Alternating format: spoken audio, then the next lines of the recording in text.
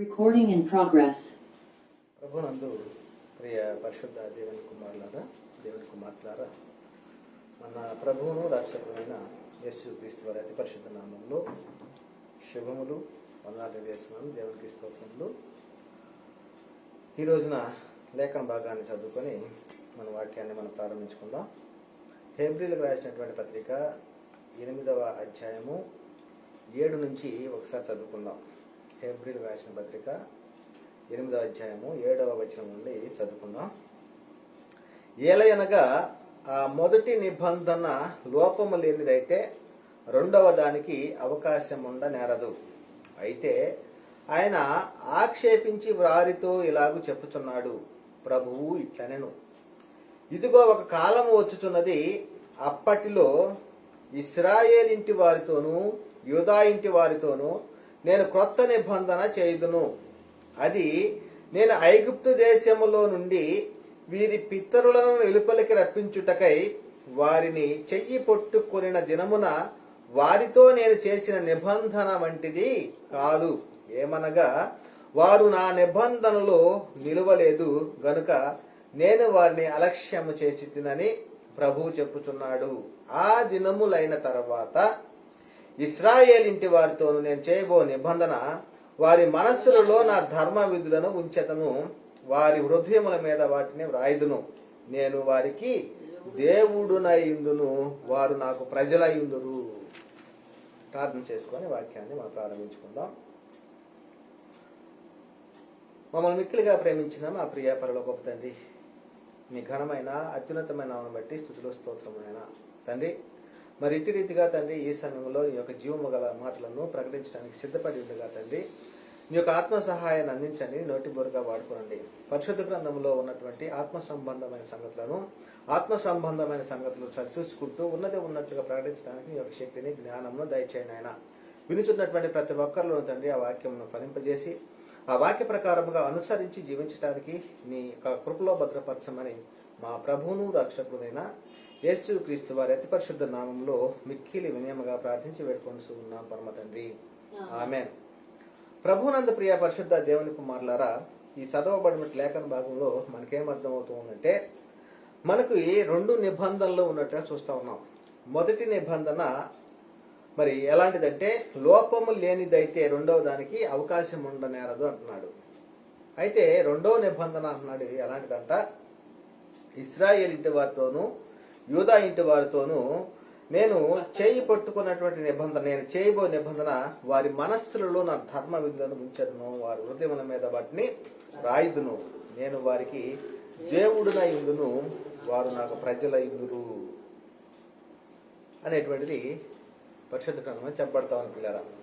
కనుకనే ఈ యొక్క మొదటి నిబంధన రెండవ నిబంధన అనేటువంటిది ఎందుకు మరి ఇచ్చాడు దేవుడు?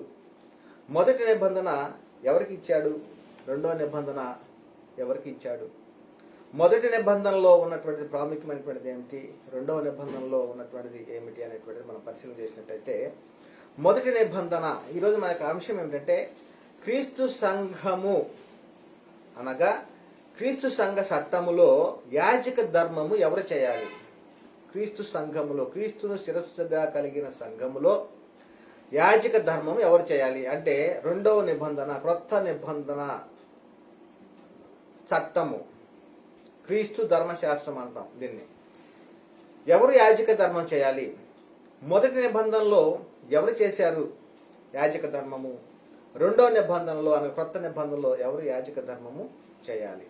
క్రీస్తు సంఘ చట్టంలో యాజక ధర్మము ఎవరు చేయాలి అనేటువంటిది ఈ రోజున మనం నేర్చుకునే విషయం.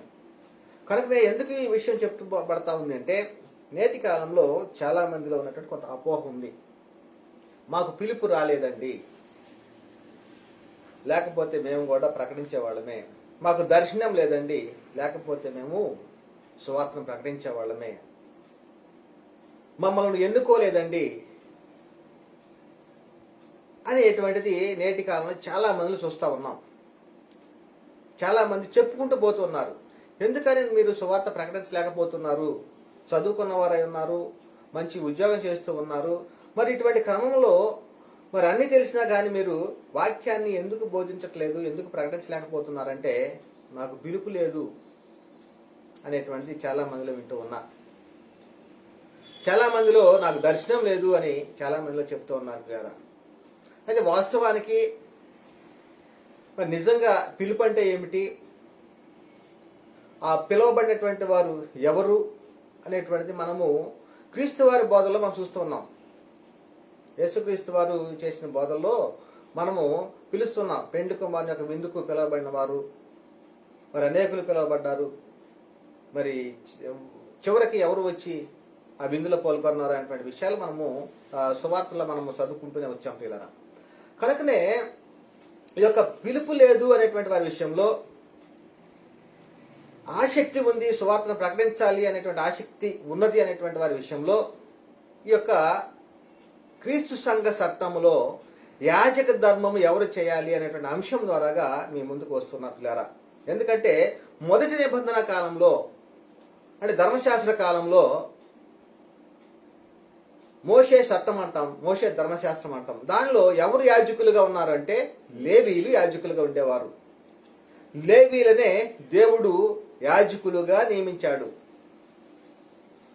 ఇది ఎప్పుడు లేవీలకు యాజకత్వం ఇచ్చాడు? ధర్మశాస్త్రానికి ముందే యాజక ధర్మాన్ని యాజకులుగా దేవుడు నియమించినట్టుగా మనం చూస్తా ఉన్నాం. ఆ లేవీలు యాజకులై ఉండగా ఆ ప్రజలకు ధర్మశాస్త్రం ఇవ్వబడను అనేటువంటిది లేఖనాల్లో మనకి చెప్పబడతా ఉంది. అయితే ఈ యొక్క యాజకులు ఎలాంటి పని చేసేవాళ్ళు అంటే, వారి యొక్క మహిమ ఎలాంటిది అంటే, ధర్మశాస్త్ర కాలంలో ఉన్నటువంటి యాజకుల యొక్క మహిమ ఎలాంటిదంటే, మరి సైన్యంలో అధిపత్య యెహోవా యొక్క దూతలట వారు. గనుక జనులు వారి నోట ధర్మశాస్త్ర విధులను నేర్చుకుందురు, వారు జ్ఞానమును బట్టి బోధింపబడిన అనేటువంటిది నాటి లేవీల విషయంలో, వారు బోధించే విషయంలో దేవుడు వారి విషయంలో చెప్తున్నటువంటి మాటలు. ఎలాంటి వారట? యాజకులు సైన్యములకు అధిపత్యకు యెహోవా దూతలు కనుక జనులు వారి నోట ధర్మశాస్త్రం నేర్చుకుందరు. ఇది మలాకీ గ్రంథము 2వ అధ్యాయము 7వ వచనం రాయబడి ఉంటుంది. మలాకీ 2:7 గమనించినట్టయితే ఎవరట అంటే ధర్మ విధులను, ధర్మశాస్త్ర విధులను నేర్చుకునేది లేవీలు యాజకులు చెబుతా ఉంటే, అక్కడ ఉన్నటువంటి ప్రజలు మాత్రము ధర్మశాస్త్ర విధులు నేర్చుకునేటువంటి వారు. ఇది మొదటి నిబంధన కాలంలో లేవీలు యాజకులుగా ఉన్న కాలంలో బోధించేటువంటి విధానం మనం చూస్తా ఉన్నాం పిల్లారా. అదే విధముగా వారికైతే కనాను ప్రదేశాన్ని చేరినప్పుడు ఈ యొక్క 12 గోత్రంలో ఉన్నటువంటి లేవి గోత్రానికి స్వాచ్ఛ్యము ఏమీ కూడా ఇవ్వాల, భూభాగం ఏమి కూడా వారికి పంచల. వారి యొక్క స్వాచ్ఛ్యం ఎవరంటే దేవుడే వారికి స్వాచ్ఛ్యమై ఉన్నాడు అనేటువంటి విషయము లేఖనాల్లో చెప్పబడతా ఉంది. ఆ దేశంలో ఏ స్వాచ్ఛ్యం కూడా వారికి ఇవ్వలేదట. ఎందుకంటే వారి యొక్క స్వాచ్ఛ్యం ఏమిటంటే యెహోవాయే వారికి స్వాచ్ఛ్యము. కనుకనే వారి యొక్క జీవనోపాధి ఎలాంటిదంటే, ఆ కాలంలో లేవి యాజకులై ఉండగా వారి యొక్క జీవనోపాధి మరి వారికి స్వాచ్ఛ్యముగా ఏమీ లేదు, భూభాగములు పంచలేదు, వ్యవసాయం చేసేటువంటి వారు కాదు, గొర్రెలను మేపేటువంటి వారు కాదు. కనుకనే వారి యొక్క జీవనోపాధి ఏమిటి అంటే, అక్కడ ఉన్నటువంటి మిగతా 11 గోత్రముల వారు దశమ భాగాలను ఆ లేవీలైనటువంటి యాజకులకు ఇచ్చేటువంటి వారు. నేటి కాలంలో ఎవరైతే క్రీస్తుని రక్షకుడు అంగీకరించి ఉంటారో వారు పని చేసుకొని పరిచర్య చేయాలి. పౌలు గారు చెప్తున్నాడు కదా, నాతోటి ఉన్న వారికి నేను కూడా కష్టపడి పోషించుకొని నేను పరిచయం చేశానని. అదేవిధంగా చట్టంలో చాలా మార్పులు ఉన్నాయి. మొదటి నిబంధన చట్టానికి అదేవిధంగా క్రీస్తు సంఘ చట్టానికి చాలా మార్పులు ఉన్నాయి. మొదటి నిబంధన చట్టంలోనే ఉన్న లేవీలు యాజకులుగా ఉన్నారు. అయితే క్రీస్తు సంఘ చట్టంలో యాజక ధర్మము ఎవరు చేయాలి అనేటువంటిది మనం ప్రధానంగా నేర్చుకోవాలి. ఎందుకంటే మొదట్లో మనం చెప్పుకున్నాం, చాలా మందిలో ఆసక్తి ఉంది వాక్యాన్ని నేర్చుకోవాలి అని, నేర్చుకున్న వాక్యాన్ని అనేక మందికి పంచాలి, ప్రకటించాలి అనేటువంటిది ఒక తాపత్రయము చాలా మందిలో ఉంది. కానీ ఈ నేటి కాలంలో ఉన్నటువంటి అబద్ధ బోధకులు ఏం చేస్తున్నారంటే, మీకు పిలుపు లేదు, మీకు దర్శనం లేదు, మీరు ప్రకటించడానికి వీల్లేదు, మేము మాత్రమే బోధించాలి, మేము మాత్రమే ప్రకటించాలి, మేము మాత్రమే అభిషేకం పొందినటువంటి వారం అనేటువంటిది నేటి కాలంలో చాలా మంది అబద్ధ బోధకులు చెప్తున్నటువంటి మాటలు ఇవి. వాస్తవానికి మరి లేఖనం ఏం చెప్పబడతా ఉంది అంటే, పిలుపు ఎలా పిలువబడి ఉన్నారు, నేను ఎలా పిలువబడ్డాను, అనేక మంది క్రీస్తు సంఘ చట్టంలో చేర్చబడిన వారు ఎలాగ పిలువబడ్డారు అనేటువంటి విషయం చూసినట్టయితే, సువార్త ద్వారాగా పిలువబడినటువంటి వారే క్రీస్తు సంఘ చట్టములో ఉన్నటువంటి వారు, క్రీస్తు సంఘములో చేర్చబడినటువంటి వారు, క్రీస్తుని శిరస్సుగా కలిగినటువంటి సంఘంలో చేర్చబడినటువంటి వారు ఎవరు అంటే సువార్త ద్వారాగా పిలువబడిన వారు. ఏమిటా సువార్త అంటే, కొరింథీ రాసిన పత్రికలు చెప్పబడుతుంది 15వ అధ్యాయం 1-4 వచనాల్లో, లేఖనాల ప్రకారం క్రీస్తు మన కొరకు చనిపోయాడు, సమాధి చేయబడ్డాడు, తిరిగి లేపబడినాం అంటే సువార్త. ఆ సువార్త ద్వారాగా పిలువబడినటువంటి వారే క్రీస్తు సంఘములో చేర్చబడినటువంటి వారు. అయితే వీరు ఏమై ఉన్నారు అంటే యాజకులై ఉన్నారు అని చెప్పబడతా ఉంది. చాలా ప్రాముఖ్యమైన విషయం ఇది. చాలా మంది ఆశగా ఉన్నటువంటి వారు, ఆసక్తిగా ఉన్నటువంటి వారు, వాక్యాన్ని ప్రకటించాలని తాపత్రయం కలిగినటువంటి వారు వాక్యాన్ని నేర్చుకొని బోధించవలసిన అవసరం ఎంతైనా ఉంది అనేటువంటిదే. ప్రతి ఒక్కరూ కూడా యాజకులే అని చెప్పబడుతుంది లేఖనం. క్రీస్తు సంఘంలో చేర్చబడినటువంటి ప్రతి ఒక్కరూ కూడా యాజకులే. అదే చెప్తున్నాడు కదా, మనం ఎలా పిలువబడ్డామంటే చెప్తున్నాడు ఇక్కడ, సువార్త ద్వారాగా పిలువబడిన వారము అనేటువంటిది. తిమోతికి రాసినటువంటి 2వ పత్రికలో 1వ అధ్యాయము 10వ వచనంలో, క్రీస్తు యేసును మన రక్షకుని ప్రత్యక్షత వలన, క్రీస్తు యేసును మన రక్షకుని ప్రత్యక్షత వలన బయలుపరచబడదైన తన కృపను బట్టి మనలను రక్షించి, అంటే మనం రక్షణ పొందామంటే ఎలా రక్షణ పొందాము? సువార్త ద్వారాగా పిలువబడి ఉన్నాము. అంటే రక్షణ అంటే దేనికి? శరీరానికి, ఆత్మకు. అంటే ఆత్మకు రక్షణ. మనం నిత్య జీవాన్ని పొందుకోవటానికి, అబ్రహాంకి ఇచ్చిన వాగ్దానానికి వారసులు అవటానికి మనం పొందుకున్నటువంటి రక్షణ కోసమే అంటున్నాడు ఇది. అంటే మనల్ని రక్షించి పరిశుద్ధమైన పిలుపుతో ఆయన మనల్ని పిలిచాడు. దేవుడే మనల్ని పిలిచాడండి. ఎలాంటి పిలుపు అంటాడంటే పరిశుద్ధమైన పిలుపు. ఎవరి ద్వారాగా పిలువబడిందంటే సువార్త ద్వారాగా మనం పిలువబడ్డాం. ఎందరైతే సువార్త ద్వారాగా పిలువబడ్డారో, అంతేగాని వివాహాల కోసమనో, లేకపోతే స్కూళ్ళల్లో చేర్చుకుంటారనేటువంటి దానికోసమో, లేకపోతే కాలేజీల్లో చేర్చుకుంటారనే దానికోసం బాప్తిసాలు తీసుకున్న వారి విషయం అయితే కాదు ఇది. సువార్త విషయమై పరిశుద్ధమైన పిలుపును పొందినటువంటి వారే క్రీస్తు సంఘ సభ్యులు, క్రీస్తు సంఘ చట్టంలో చేర్చబడినటువంటి వారు అంటే అర్థమవుతోంది. కనుక ఏమంటున్నాడంటే, మనల్ని రక్షించి పరిశుద్ధమైన పిలుపుతో ఆయన మనల్ని పిలిచాను. ఆ క్రీస్తు యేసు మరణంను నిరర్ధకం చేసి జీవమును అక్షయతను సువార్త వలన వెలుగులోనికి తెచ్చాడు. మరణం నిరర్ధకం చేశాడు, సువార్త వలన జీవమును అక్షయత సువార్త వలన వెలుగులోనికి తెచ్చాడు. ఇది పిలువబడినటువంటి వారు ఎవరు అంటే, యేసు రక్షకుడు అని, ప్రభు అని, దేవుని కుమారుడని, తండ్రి అయిన దేవుడు యేసుక్రీస్తు వారి మృతులను లేపినని హృదయం మంది విశ్వసించి ఆయన ప్రభు అని నమ్మిన ప్రతి ఒక్కరు కూడా, క్రీస్తు నామమున బాప్తిసం పొందిన ప్రతి ఒక్కరు కూడా క్రీస్తు సంఘ చట్టములో చేర్చబడినటువంటి వారే. ఇంకా వీరు సువార్త ద్వారా పిలువబడిన వారి పిలుపు ఎలాంటిది? ఎలాంటి పిలుపు వారు అందుకున్నారు అంటే చెప్పబడతా ఉంది కదా, సహోదరులారా మిమ్మల్ని పిలిచిన పిలుపును చూడుడి. అది చాలా మంది అనుకుంటున్నారు కదా, మమ్మల్ని పిలవలేదండి, మాకు పిలుపు లేదని అనుకుంటున్నారు కదా. వారి విషయం చెప్తున్నటువంటి మాటలు ఇది. ఏమని? సహోదరులారా మిమ్మల్ని పిలిచిన పిలుపును చూడుడి, మీలో లోకరీతిని జ్ఞానులనైనను మనుషులను గనులనైనను గొప్ప వంశం వారిని అనేకులను పిలువబడలేదు. లోకరీతిని మనం పిలిచేది మన యొక్క ఫంక్షన్ కావాలంటే గొప్ప గొప్ప రాజకీయ నాయకుల్ని లేదా గనులుగా ఎంచబడినటువంటి వారిని పిలుస్తూ ఉంటాం. చాలా మంది మనకంటే మిగులుగా, మనకంటే పై స్థాయిలో ఉన్నటువంటి వారిని.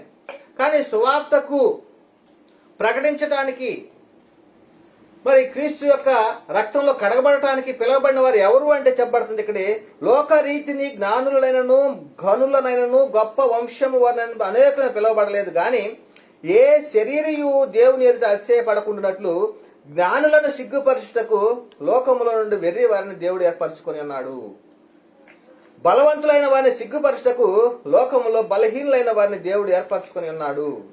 ఎన్నికైన వారిని వ్యర్థము చేయుటకు లోకములో నీచులైన వారిని, ధృవీకరింపబడిన వారిని, ఎన్నిక లేని వారిని దేవుడు ఏర్పరచుకొని ఉన్నాడు. అంటే ఎవరు పిలువబడిన వారంటే వీరిని పిలుచుకున్నాడు. అదే విషయం చెప్తారు ఇక్కడ. ఆ పిలుపట, ఆ యొక్క పిలువబడిన పిలుపుకి ఒకటే నిరీక్షణ, ఆ ఒకటే నిరీక్షణ ఇందుటకు పిలువబడ్డాము అనేటువంటిది కూడా చెప్పబడతాం పిల్లారా. కనుకనే చాలా సందర్భాల్లో మరి చాలా మంది గ్రహించలేకపోతున్నారు. మనం పిలువబడినటువంటి పిలుపు ఎలాంటిది అంటే ఇది పరలోక సంబంధమైనటువంటి పిలుపు అని చెప్పబడతా ఉంది.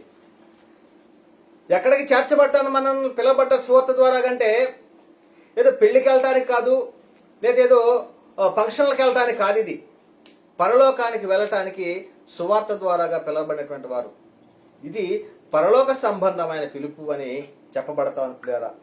అది లేఖనాల్లో చదువుకుందాం. హెబ్రీ రాసిన పత్రిక 3:1 ఇందువలన పరలోక సంబంధమైన పిలుపులో పాలు పొందిన పరిశుద్ధ సహోదరులారా. ఎవరంటే వీళ్ళు? పిలుపును పొందుకున్నటువంటి వారు పరిశుద్ధులు, పరిశుద్ధ సహోదరులారా అని లేఖనం చెప్తా ఉంది. ఇది ఎలాంటి పిలుపు? పరలోక సంబంధమైనటువంటి పిలుపు. ఇలాంటి వారట మనము ఒప్పుకొనిన దానికి అపోస్తులుడును ప్రధాన యాజకుడునైన యేసు మీద లక్ష్యముంచుడి. మనం ఏం ఒప్పుకున్నాం? పాపాలను ఒప్పుకున్నాము, కడిగేసుకున్నాము, మరి పరిశుద్ధపరచబడ్డాము. పరిశుద్ధంగా జీవించటానికి క్రీస్తు వలె, క్రీస్తు మాదిరిగా అపోస్తులను పోలి నడుచుకోవడానికి మనము ముందుకు వచ్చాం. క్రీస్తు యొక్క అడుగుజాడలు నడవటానికి మనం ముందుకు వచ్చాం. అందుకని అంటున్నాడంటే మన ప్రధాన యాజకుడు యేసు మీద లక్ష్యం ఉంచుడి. మనం ఒప్పుకున్న దానిని బట్టి అంటున్నాడు. కనుకనే ఒక క్రైస్తవుడు లేకపోతే క్రీస్తు సంఘంలో చేర్చబడిన వాడు మామూలు మనుషుడు కాదు, చాలా మహిమ కలిగినటువంటి వాడు, పరలోక సంబంధమైన పిలుపులో పాలు పొందినటువంటి వాడు, దైవ కుమారత్వాన్ని పొందుకున్నటువంటి వాడు, దేవుని కుటుంబంలో చేర్చబడినటువంటి వాడు, దేవుని ఇంటివాడు. కనుకనే అది ఎలాంటి పిలుపు అంటే అది ఉన్నతమైన, దేవుని ఉన్నతమైన పిలుపు అని కూడా చెప్పబడుతుంది. ఉన్నతమైన పిలుపు, అంతకు మించినటువంటి పిలుపు ఇంకొకటి లేదు లోకంలో. ఉన్నతమైన పిలుపు అదే చెప్తున్నాడు ఇక్కడ. ఫిలిప్పీయులకు రాసిన పత్రిక 3:14 క్రీస్తు యేసునందు దేవుని ఉన్నతమైన పిలుపునకు. అంటే ఎవరి ద్వారా మనం పిలువబడ్డాము? దేవుడు మనల్ని ఎవరి ద్వారా పిలిచాడు? దేవుడు అంటే క్రీస్తు యేసునందు దేవుని ఉన్నతమైన పిలుపు అంటున్నాడు. ఆ పిలుపున కలుగు బహుమానము కొరకు మనము గురి వద్దకే పరిగెత్తాలంటున్నాడు. అంటే పిలుపు పొందుకున్నాము. ఎలాంటి పిలుపు అంటే పరిశుద్ధంగా జీవించడానికి పరిశుద్ధమైన పిలుపు, పరలోక సంబంధమైన పిలుపు. పరిశుద్ధులుగా ఉండటానికి పరిశుద్ధ పరచబడిన వారంగా ఉంటున్నాం. క్రీస్తు సంఘ చట్టం అంటే సామాన్యమైనటువంటిది కాదు. ఈ యొక్క క్రీస్తు సంఘ చట్టంలో యాజక ధర్మము ఎవరు చేయాలో ఈ లేఖనాలను బట్టి మనకు స్పష్టంగా అర్థమవుతాను పిల్లలు. కనుకనే తెస్సలోనికీయులకు రాసినటువంటి 2వ పత్రికలో 1:11-12 రాయబడి ఉంది. అందువలన మన దేవుని యొక్కయు ప్రభు యేసుక్రీస్తు యొక్కయు కృప చొప్పున మీ యందు మన ప్రభు అయిన యేసునామమున ఆయన యందు మీరును మహిమనందునట్లు. క్రీస్తు వారు ఎలాంటి మహిమను పొందుకున్నాడు అదే మాదిరిగా మీరు కూడా మహిమను పొందునట్లు మేము మేలు చేయవలని మీలో కలుగు ప్రతి ఆలోచనను, విశ్వాసయుక్తమైన ప్రతి కార్యమును బలముతోను సంపూర్ణము చేయుచు మన దేవుడును తన పిలుపునకు మిమ్మల్ని యోగ్యులుగా ఎంచినట్లు మీ కొరకు ఎల్లప్పుడూ ప్రార్థన చేయుచున్నాము అనేటువంటి అపోస్తలుడైనటువంటి పౌలు గారు చెప్తున్నటువంటి సందర్భాలు మనం చూస్తా ఉన్నాం పిల్లారా. ఇంతటి మహోన్నతమైనటువంటి పిలుపు, పరలోక సంబంధమైన పిలుపు. ఈ పిలుపు పొందినటువంటి వారు ఎవరైతే ఉన్నారో వారందరూ కూడాను యాజక ధర్మము చేయాలి. చీకటిలో నుండి ఆశ్చర్యకరమైన తన వెలుగులోనికి పిలిచిన వారి గుణాతిశయములను ప్రశంసించే నిమిత్తము పరిశుద్ధ జనమును, దేవుని సొత్తైన ప్రజలను మరి యాజకులుగా పిలవబడుతూ ఉన్నాము అనేటువంటిది లేఖనము చాలా స్పష్టంగా చెప్పబడతా ఉంది పిల్లారా. కనుకనే ఇక్కడ రోమపత్రిక 15:14-15 ఏం రాయబడి ఉందంటే, నా సహోదరులారా మీరు కేవలం మంచివారును సమస్త జ్ఞాన సంపూర్ణులను. క్రీస్తు సంఘములో చేర్చబడినటువంటి వారు ఏ స్థితిలో ఉండాలో చెప్తున్నాడు. మంచివారునట, సమస్త జ్ఞాన సంపూర్ణులు అంటే దేవుని యొక్క జ్ఞాన విషయంలో సంపూర్ణత కలిగి ఉండాలి. ఇంకా ఒకరికొకరు బుద్ధి చెప్ప సమర్థులై ఉన్నారని నా మట్టుకు నేను మిమ్మల్ని గురించి రూఢిగా నమ్ముచున్నాను. అంటే ఒకరినొకరు బుద్ధి చెప్పుకోవడం అంటే ఏంటి? దేవుని యొక్క జ్ఞాన విషయంలో, పరిశుద్ధ గ్రంథంలో రాయబడినటువంటి లేఖనాల విషయంలో మరి ఎదిగేటువంటి విషయంలో మనం పరిశుద్ధముగా జీవించేటువంటి విషయంలో కూడా ఒకరినొకరు ఏం చేయాలన్నాడు? బుద్ధి చెప్పుకొనుచూ ఉండాలి. సమర్థులైనారని నా మట్టుకు నేను మిమ్మల్ని గుచ్చిరుడిగా నమ్ముతున్నాను అని చెప్తూ, అయినను అన్యజనులు అనే అర్పణ పరిశుద్ధాత్మ వలన పరిశుద్ధపరచబడి ప్రీతికరమగునట్లు నేను సువార్త విషయమ యాజక ధర్మము జరిగించుచు దేవుని చేత నాకు అనుగ్రహింపబడిన కృపను బట్టి అన్యజనుల నిమిత్తము యేసు క్రీస్తు పరిచారకులనైతిని. అంటే ఎలాంటి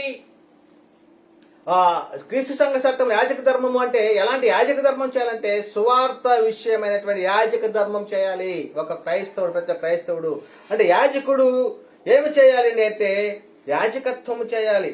అంటే యాజకుడు మరి చేసే పనిని, అతను చేయాల్సినటువంటి విధిని యాజక ధర్మము అనేటువంటిది కూడా పరిశుద్ధ గ్రంథం చెప్పబడుతుంది. కనుకనే ఆ సువార్త విషయం యాజక ధర్మము ఎవరు చేయాలి? సువార్త విషయం యాజక ధర్మం ఎవరు చేయాలి అంటే క్రీస్తు సంఘ చట్టంలో యాజక ధర్మము ఎవరు చేయాలి అంటే ఏమని చెప్పబడతా ఉంది? మార్కు సువార్త 16 అధ్యాయంలో 15వ వచనంలో, మరియు మీరు వెళ్ళి సర్వలోకానికి వెళ్ళి సర్వ సృష్టికి సువార్తను ప్రకటించండి, సమస్త జనులను శిష్యులుగా చేయండి అంటున్నాడు. అంటే మత్తయి సువార్త 25లో చెప్పబడుతుంది, మీరు సమస్త జనులను శిష్యులుగా చేయాలి. అంటే శిష్యులుగా చేసినటువంటి ప్రతి ఒక్కరు కూడా ఎవరు అంటే యాజక ధర్మము చేయవలసినటువంటి వారు. అందుకనే ప్రకటన గ్రంథము 1:6లో చెప్పబడతా ఉంది, ఆయన మనలను తన తండ్రి అయిన దేవునికి ఒక రాజ్యముగాను యాజకులుగాను చేసెను. మనమే రాజ్యము, మనమే యాజకులము అని లేఖనం స్పష్టంగా చెప్పబడతా ఉంది. ఇప్పుడు చెప్పండి, ఈ ఒక్క లేఖనాన్ని బట్టి చెప్పినా గానీ ఎవరు మరి పిలువబడిన వారు అంటే సువార్త ద్వారాగా పిలువబడినటువంటి వారు ప్రతి ఒక్కరు కూడాను యాజకులే. యాజక ధర్మం చేయవలసిన బాధ్యత ప్రతి ఒక్కరి పైన ఉంది అనేటువంటి మనకు అర్థమవుతుంది. అందుకని ఇక్కడ చెప్పబడుతుంది, పేతురు గారు రాసిన మొదటి పత్రిక 2వ అధ్యాయం 9వ వచనంలో, అయితే మీరు చీకటిలో నుండి ఆశ్చర్యకరమైన తన వెలుగులోనికి పిలిచిన వాని గుణాతిశయములను. అంటే ఒకప్పుడు ఏ స్థితిలో ఉన్నాము అంటే చీకటిలో ఉన్నాం, అంటే పాపములో ఉన్నాము, పాపంతో జీవిస్తూ ఉన్నాము. అలాంటిది ఏమంటున్నాడు? ఆశ్చర్యకరమైన తన వెలుగులోనికి. ఎవరు పిలిచారు మనల్ని?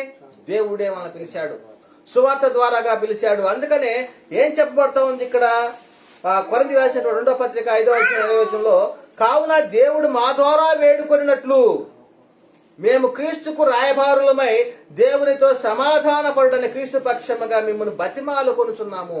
అంటే దేవుడే పిలుస్తూ ఉన్నాడు సువార్త ద్వారాగా అంటున్నాడు. కనుకనే ఏమంటున్నాడంటే ఆశ్చర్యకరమైన తన వెలుగులోనికి మిమ్మల్ని పిలిచిన వాని గుణాతిశయములను ప్రచురం చేయ నిమిత్తము ఏర్పరచబడ్డ వంశమును.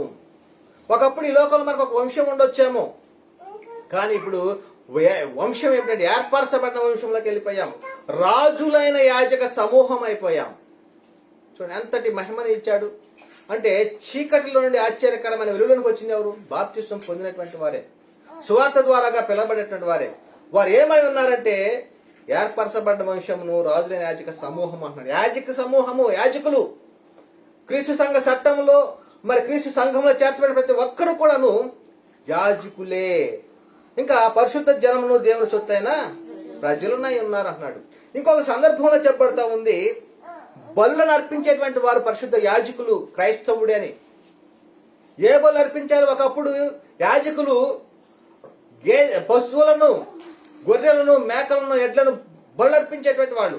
అయితే నేటి క్రీస్తు సంఘ చట్టములో క్రైస్తవుడుగా ఉన్నటువంటి యాజకుడే బలులను అర్పించేవాడట. ఎటువంటి బలులు చెప్తున్నాడు ఇక్కడ లేఖనాల్లో? పేతురు గారు రాసిన మొదటి పత్రిక 2వ అధ్యాయము 2 నుంచి 5 వచనాల్లో రాయబడి ఉంది. పేతురు గారు రాసిన మొదటి పత్రిక 2వ అధ్యాయము 9వ వచనంలో, అయితే మీరు సమస్తమైన 2వ అధ్యాయము 2 నుంచి 5 వచనాలు. పేతురు గారు రాసిన మొదటి పత్రిక 2వ అధ్యాయము 2 నుంచి 5 వచనాలు.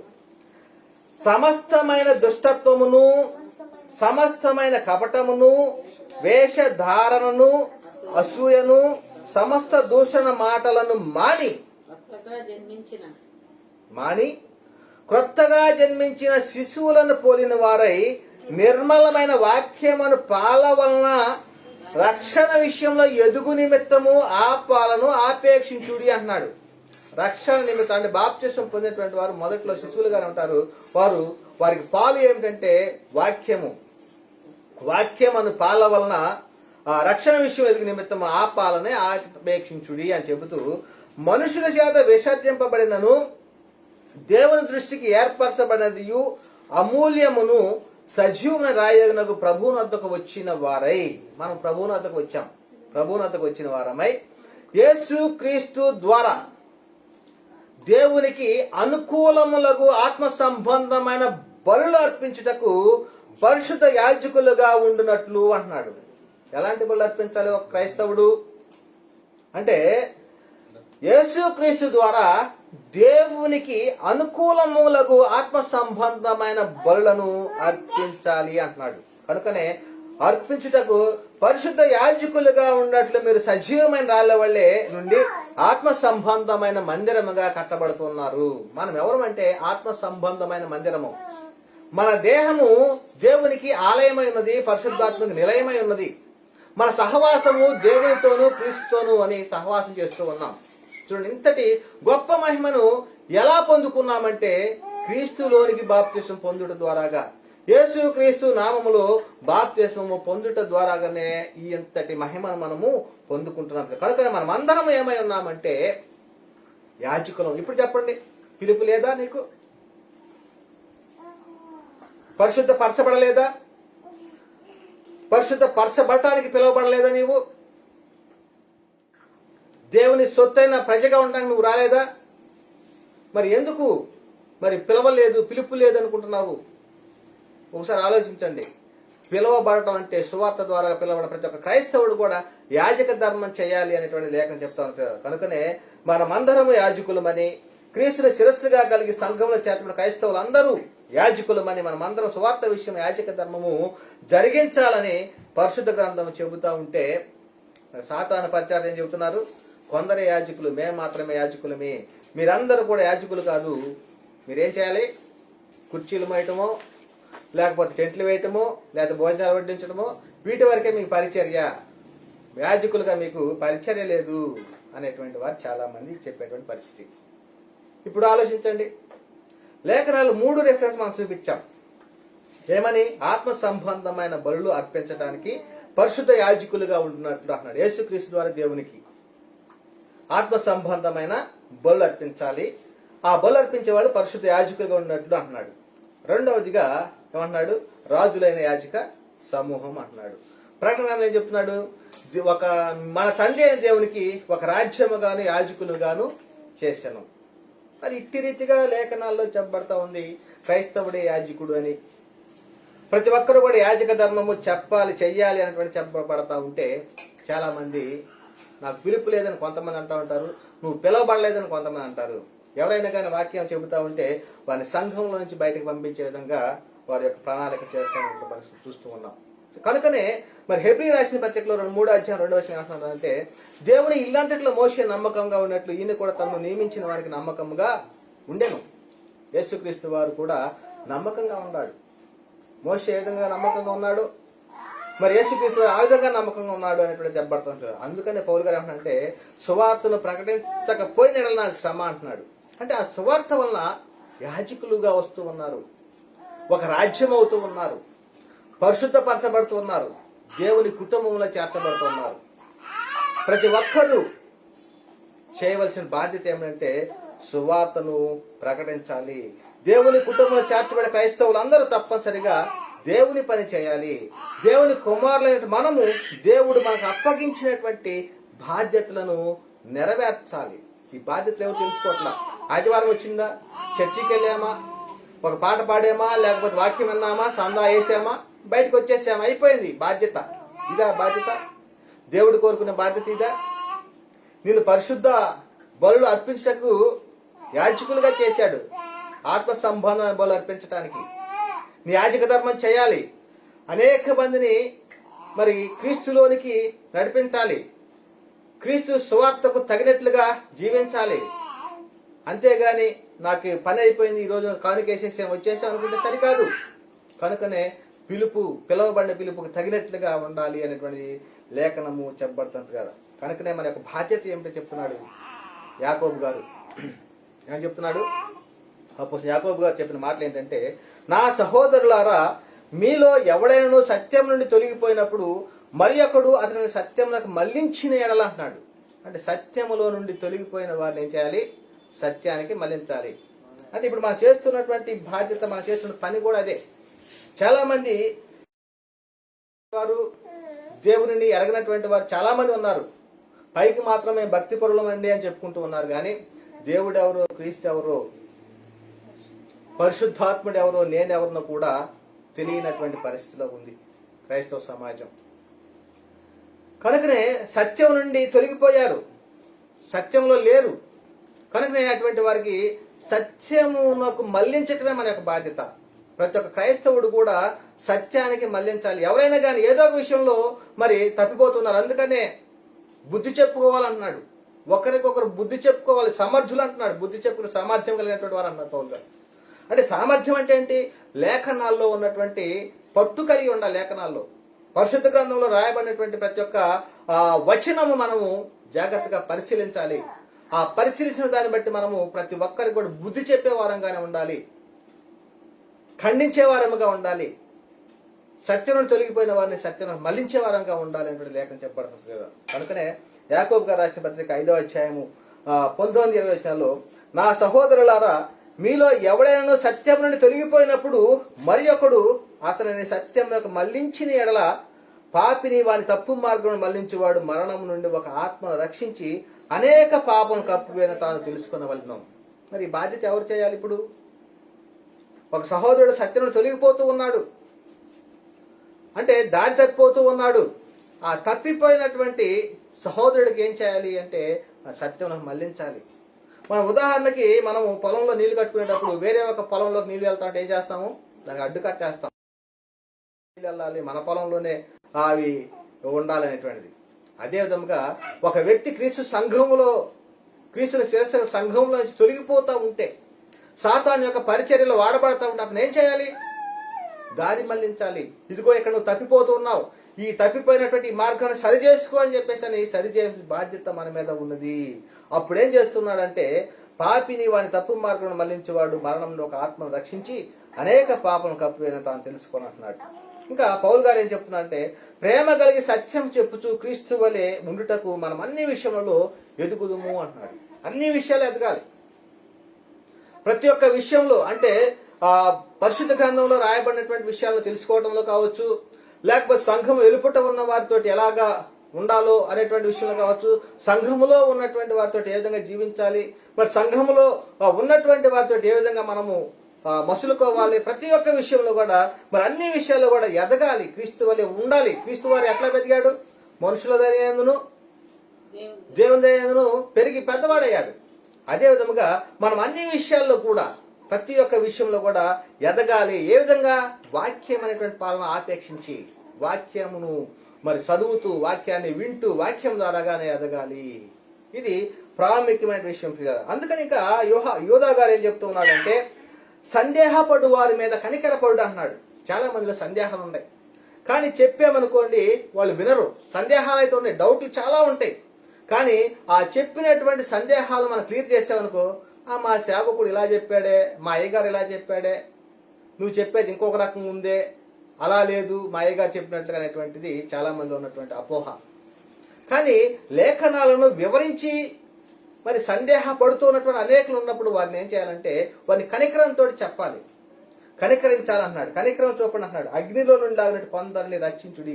ఎవరు రక్షకుడు నేటి కాలంలో అంటే? క్రైస్తవుడే రక్షకుడు.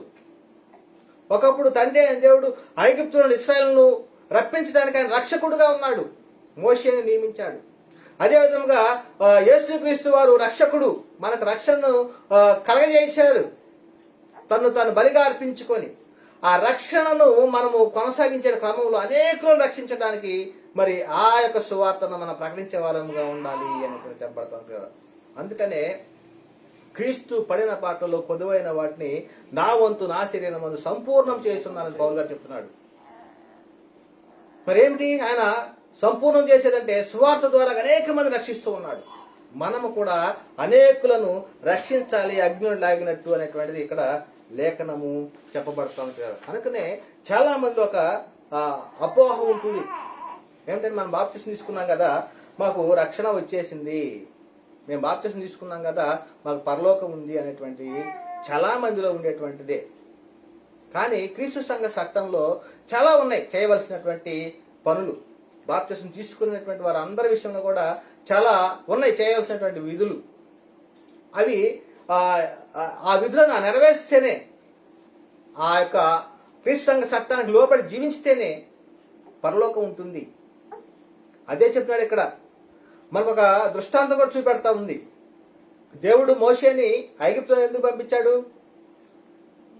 ఐగుప్తులో తన ప్రజలు దురావస్థను చూశాడు, వాళ్ళు పడుతున్నటువంటి శ్రమను చూశాడు, ఇనుప కొలిమిలో ఉన్నట్లుగా వాళ్ళు ఉన్నారు. అటువంటి వారిని బయటకు రప్పించటానికి మోషేని ఐగుప్తుకు పంపాడు. అయితే ఐగుప్తు దేశం బయటకు వస్తే సరిపోయిందా? మోషేని పంపించేశాడు ఐగుప్తు దేశానికి. ఐగుప్తు దేశం నుంచి బయటకు వచ్చేస్తే సరిపోతుందా? వారు ఎక్కడికి వెళ్ళాలి? కనాను దేశానికి వెళ్ళాలి, వాగ్దాన భూమికి వెళ్ళాలి. ఆ వాగ్దాన భూమికి వెళ్ళాలంటే ఎన్ని ఉన్నాయంటే యోర్దానును దాటాలి. ఆ తర్వాత కనానీయులతోటి యుద్ధాలు చేయాలి. యెహోషువ చేస్తున్నారు, చూస్తూ ఉన్నాం. అంటే ఈ విధముగా అక్కడికి బయటికి ఐగుప్తు నుంచి బయటికి వస్తేనే సరిపోలా. ఇప్పుడు మనం బాప్తిస్మం పొందుకోగానే సరిపోలేదు, కానీ బాప్తిస్మం పొందుకున్న దగ్గర నుంచే మనకు ప్రారంభమవుతున్నాయి పనులు ఏమేమి చేయాలో.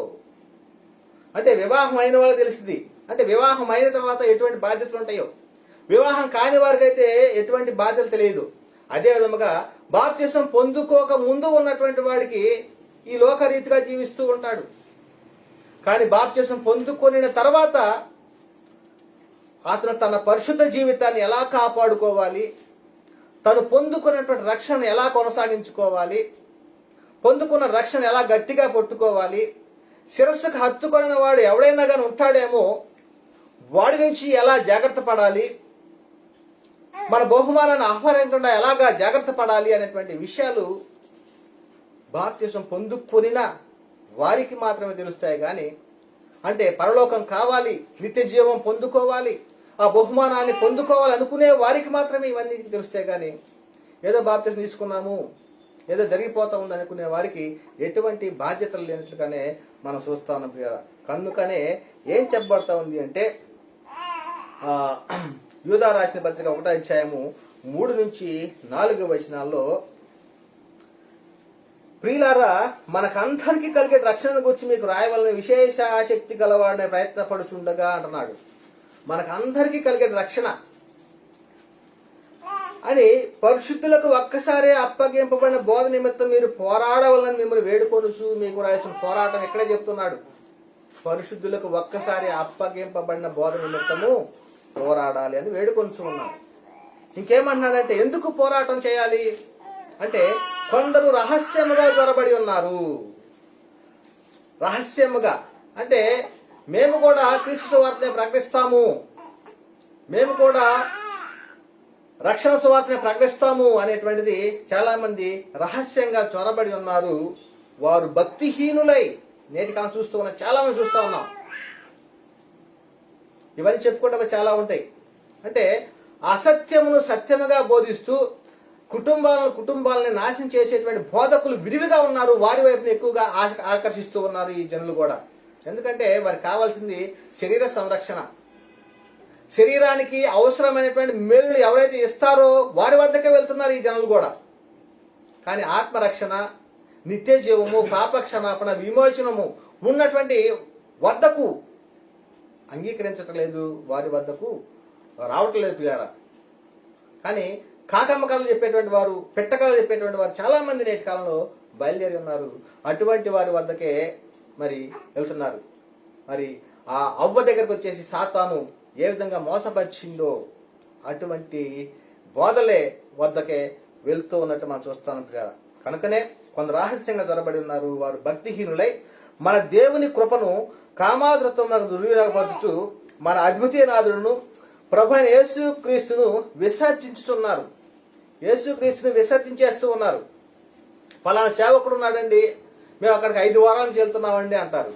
అంటే అక్కడ క్రీస్తు లేడు, దేవుడు లేడు. అక్కడ ఎవరు ఉన్నారంటే ఆ సేవకుడే అక్కడ దేవుడు. ఆ సేవకుడే వాడికి విగ్రహం అయిపోయారు. ఆ సేవకుడు తైలాభిషేకం చేస్తే మాకు అంతా క్షేమం జరుగుతుంది అంటారు. ఆ సేవకుడు మాకు ఆ కొబ్బరి నూనె ఇస్తే అది మాకు ఆశీర్వాదం అని చెప్పుకుంటా ఉంటారు. ఆ సేవకుడు మాకు ఖర్చు ఇస్తే మాకు ఆశీర్వాదం అనుకుంటా ఉంటారు. ఆ సేవకుడు ముట్టుకుంటేనే మాకు ఆశీర్వాదం అనుకుంటా ఉంటారు. కానీ క్రీస్తుని విసర్జించేసినట్టు వారు వెళ్ళేవాళ్ళు అదే స్థితిలో ఉన్నారు, అక్కడ బోధించేవారు కూడా అదే స్థితిలో ఉన్నట్టు చూస్తున్నాం. ప్రభువైన యేసు క్రీస్తును విసర్జించున్నారు.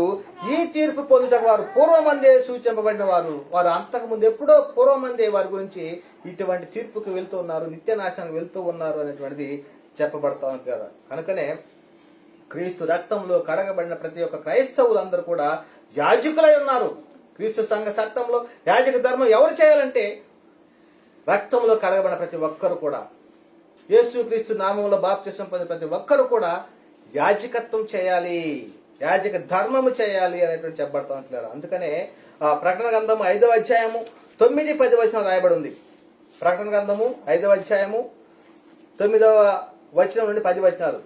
ఆ పెద్దలు, నీవు ఆ గ్రంథమును తీసుకొని దాని ముద్రను ఇప్పుడకు యోగ్యుడవు, నీవు వధింపబడిన వాడవై నీ రక్తం ఇచ్చి ప్రతి వంశములోను ఆయా భాషలు మాట్లాడు వారిలోను ప్రతి ప్రజలోను ప్రతి జనములోను దేవుని కొరకు మనుష్యులను కొని.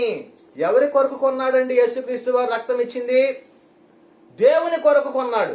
తన స్వరక్తం ఇచ్చి సంపాదించిన సంఘం అంటున్నాడు. ఏ సంఘం అది? క్రీస్తును శిరస్సుగా సంఘము. సంఘమైన ఆ శరీరమే ఆయన సంఘము. కనుకనే ప్రియులారా, ఒకసారి ఆలోచించండి, స్పష్టంగా తెలుసుకోవడానికి ప్రయత్నం చేయండి.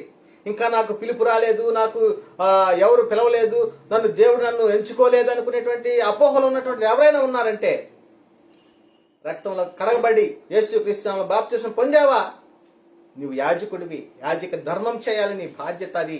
అదే చెప్తున్నాడు ఇక్కడ. ఏమంటున్నాడు?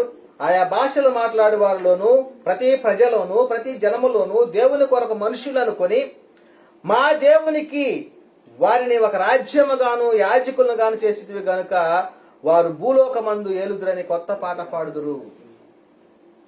ఏలేటువంటి వారు? ప్రియులారా, ఒకసారి ఆలోచించండి. ఎవరు నువ్వు? క్రీస్తు సంఘంలో చేర్చబడి నువ్వెవరు అంటే యాజకుడు అని చెప్పాలి, యాజక ధర్మం చేసేవాడని చెప్పాలి ప్రియులారా. కనుకనే పరిశుద్ధులకు ఒక్కసారి అప్పగింపబడిన బోధ నిమిత్తము పోరాడాలి అని చెప్పబడతా ఉంది. భిన్నమైనటువంటి సువార్తను ప్రకటించే వారు ఉన్నారు, వారి విషయంలో జాగ్రత్తగా ఉండాలి. ఎందుకంటే సాతాను తానే వెలుగుదోత వేషాన్ని ధరించుకుంటున్నాడు కదా. వారి పరిచారకులు కూడా నీతి పరిచారక వేషం ధరించుకోవడం గొప్ప సంగతి కాదు. వారి క్రియ చొప్పున వారికి అంతము కలుగుతుంది అనేటువంటి విషయము చెప్పబడుతుంది కదా. కనుకనే మరి ఇంకొక విషయము చెప్పి ముగించడానికి ప్రయత్నం చేస్తాను. అదేమిటంటే, నేటి కాలంలో యాజకులైనటువంటి క్రైస్తవులందరూ ప్రకటించవలసిన ఏమిటి? అందరూ యాజకులే, ప్రతి ఒక్కరు కూడా యాజక ధర్మం చేయాలి. క్రీస్తు సంఘ చట్టంలో యాజక ధర్మం ఎవరు చేయాలంటే క్రైస్తవుడే యాజక ధర్మం చేయాలి. క్రీస్తు రక్తంలో కడగబడిన వాడు యాజక ధర్మం చేయాలి. అదే చాలా మందిలో ఉన్నటువంటి అపోహ ఏమిటంటే, మేము చదువుకోలేదు కదండి, మేము ఎలా చెప్పాలి, మేము ఎలా చేయాలి అనేటువంటి వారు చాలా మంది ఉన్నారు. కానీ వారికి తగినట్లుగా ఏదైతే వింటూ ఉన్నారో విన్న దానిని మరి చెప్పవలసిన బాధ్యత ఉంటుంది. అందుకని పౌలు గారు చెప్తున్నారు, నా వలన విన్న సంగతులు అనేటువంటిది చెప్పబడుతుంది కదా. మరి ఏదైతే సంగతులు చెప్పబడి ఉన్నావో ఆ సంగతులను మరి ప్రకటించాలి అనేటువంటిది మరి అపోస్తలుడైన పౌలు గారు తిమోతితో చెప్పిన సందర్భం మనం చూస్తుంటారు. కనుకనే మరి నేటి కాలంలో యాజకులైన క్రైస్తవులు అందరూ కూడా ప్రకటించవలసిన వార్త ఏంటంటే, శరీరధారి అన్నటువంటి యేసుక్రీస్తుని ప్రకటించాలా, లేకపోతే మృతుల్లో నుండి లేబడిన యేసుక్రీస్తుని ప్రకటించాలా? మరి అపోస్తలులు ఏ యేసుక్రీస్తు అంటే మృతుల్లో నుండి లేబడిన క్రీస్తునే ప్రకటించారు. అదే సువార్త. ఆ సువార్త ద్వారానే మనం పిలవబడ్డాము. ఆ సువార్తే పరిశుద్ధమైన పిలుపు, మహోన్నతమైన పిలుపు, అదేవిధంగా దేవుని ఉన్నతమైనటువంటి పిలుపు. ఆ పిలుపు ద్వారాగానే మనం సంఘంలో చేర్చబడి ఉన్నాము. అపోస్తలులు ఏం చెప్తున్నారు? మేము సిలువ వేయబడిన క్రీస్తునే ప్రకటించుతున్నాము అనేటువంటిది చెప్పబడతా ఉన్నాయి. ఇంకా కొరింథీ రాసిన మొదటి పత్రిక 2:2 సిలువ వేయబడిన యేసుక్రీస్తుని తప్ప మరి దేనిని మీ మధ్య ఎరగకుందుమని నిశ్చయించుకుంటుమి అంటున్నారు. ఇంకా క్రీస్తు మృతులను లేబడి ఉన్నాడని ప్రకటించుండగా మీలో కొందరు మృతుల పునరుత్థానం లేదని ఎట్లు చెప్పుదురు అన్నాడు. అంటే పునరుత్థానాన్ని గురించి వారు సాక్ష్యం ఇచ్చారు, కానీ క్రీస్తు యొక్క పుట్టుకొని గురించి కానీ శరీరధారిగా ఉన్న క్రీస్తుని గురించి కానీ నాటి కాలంలో ఉన్న అపోస్తులు ప్రకటించలేదు. కనుకనే అపోస్తులు క్రీస్తు పునరుత్థానానికి సాక్ష్యం ఇవ్వాలి.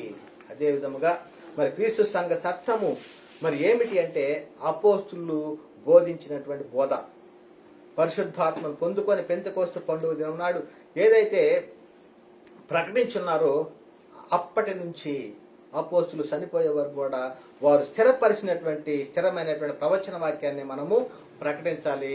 సంఘము అనుసరించిన చట్టము అదే. ఆ మొదటి శతాబ్ద కాలంలో వారు ప్రకటించే కాలంలో కొన్ని మనకు అనుసరించినవి కొన్ని ఉన్నాయి. అవి ఏంటంటే కృపావరములను అనుగ్రహించే పరిశుద్ధాత్మను పొందుకొని వారు సువార్తను మనకు ప్రకటించారు. వారు స్థిరమైనటువంటి ప్రవచన వాక్యాన్ని మనకు అనుగ్రహించారు. ఆ క్రమంలో కొన్ని మనకు సంఘము అనుసరించినటువంటి మొదటి శతాబ్ద కాలం సంఘానికి కావాల్సినటువంటి చట్టము అక్కడ ఉన్నట్లు మనం చూస్తా ఉన్నాం. కనుకనే చాలా స్పష్టంగా చెప్పబడతా ఉంది, క్రీస్తు రక్తంలో కడగబడిన క్రైస్తవులు అందరూ కూడా యాజకులై ఉన్నారు అనేటువంటిది. అందుకనే మరి క్రైస్తవులు మరి ఏమి చేయాలి అంటే దేవుని యొక్క పని చేయాలి, యాజక ధర్మం చేయాలి అనేటువంటిది మనం స్పష్టంగా తెలుసుకోవాలి. మరి అందుకని పౌలు గారు చెప్పిన సువార్త విషయం యాజక ధర్మము జరిగించు ఉన్నాను అని అంటున్నాడు.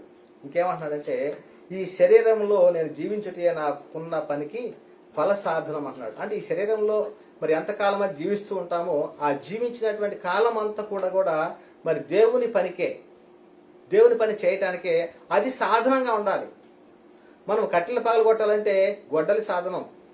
అదేవిధంగా ఈ శరీరము క్రీస్తు సువార్తను ప్రకటించడానికి సాధనంగా ఉండాలి అనేటువంటిది మనకు అర్థమవుతుంది. అందుకనే ఫిలిప్పీ రాసిన పత్రిక 1:22-24 అయినను శరీరముతో నేను జీవించుటయే నాకున్న పనికి ఫల సాధనమైన ఎడల నేనేమి కోరుకుందునో నాకు తోచటలేదు అంటున్నాడు.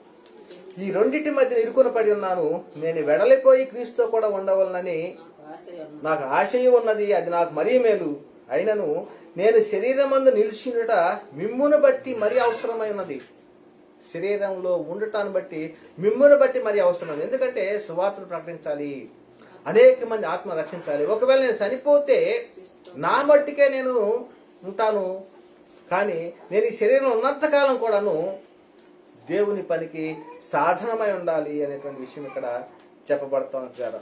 కనుకనే చాలా సందర్భాల్లో మరి పౌలు గారు చెప్తూ ఉన్నాడు, ఏమంటున్నాడంటే ఫిలిప్పీ రాసిన 1:3-4 మొదటి దినము నుండి ఇది వరకు సువార్త విషయంలో మీరు నాతో పాలివారై ఉండుట చూసి, అంటే పాలివారం అవ్వాలి ప్రతి ఒక్కరు కూడా సువార్త విషయంలో మరి అనేక మందికి పంచాలి, ప్రకటించాలి, పాలివారమైనట్టు చూసి మీలో ఈ శక్తిని ఆరంభించిన వాడు యేసుక్రీస్తు దినము వరకు దాన్ని కొనసాగించి రూఢిగా నమ్ముతున్నాను. యేసుక్రీస్తు వారు రెండో రాకడ వరకు కూడాను ఈ సువార్తను ప్రకటించేవారుగా ఉండాలి. కనుకనే ప్రియరా మరి ఈ విధంగా పరిశుద్ధ గ్రంథంలో అనేకమైన విషయాలు చెప్పబడతాయి కదా. కనుకనే క్రైస్తవుడు మరి సువార్త విషయమై యాజక ధర్మం చేయాలి. క్రీస్తు సంఘ చట్టంలో మరి యాజక ధర్మము మరి ఏమిటి అంటే సువార్త విషయంలో యాజక ధర్మం చేయాలి మొదటిగా.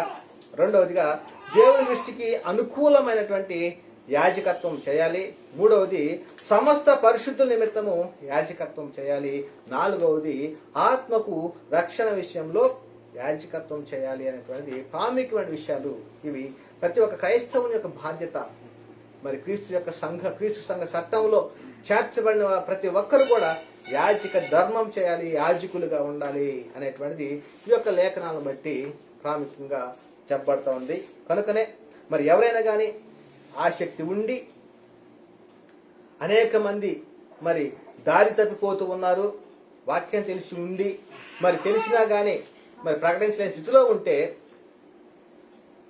ఇప్పుడే మరి ఈ సమయంలోనే తీర్మానం చేసుకోవాలి, నేను కూడా సువార్తలో పాలువాడిని అవ్వాలి, అనేక మందిని అగ్నిలో లాగినట్టు రక్షించాలి అనే తీర్మానం చేసుకొని మరి చిన్న ప్రార్థన చేసుకుని ఒక మాటలు ముగిస్తుందాం.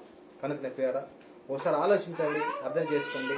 అర్థం చేసుకొని మరి ముందుకు కొనసాగడానికి ప్రయత్నించాలని ఈ మాటలు ముగిస్తున్నా.